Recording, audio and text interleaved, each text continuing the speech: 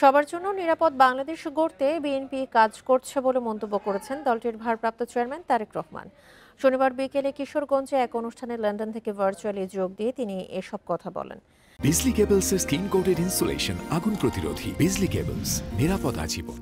কিশোরগঞ্জের পাকুন্দিয়ায় খন্দকার শামসুল আলম ফাউন্ডেশন মেধাবৃত্তি পরীক্ষার পুরস্কার বিতরণের আয়োজন করে স্থানীয় বিএনপি। অনুষ্ঠানে প্রধান অতিথি হিসেবে তারেক রহমান বিভিন্ন বিষয় নিয়ে ছাত্রছাত্রীদের সঙ্গে মত বিনিময় করেন। বলেন, প্রতিযোগিতার এই যুগে শিক্ষার্থীদের যথাযথভাবে শিক্ষিত হতে হবে, ব্যবহারিক ও কারিগরি দক্ষতা অর্জন করতে হবে। তিনি বলেন, মেধা বিকাশের জন্য চাই সঠিক পরিচর্যা।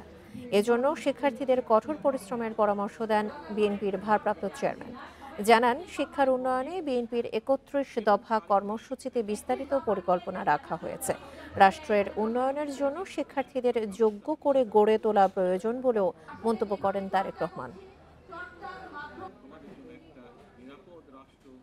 নিরাপদ ক্যাম্পাস গড়তে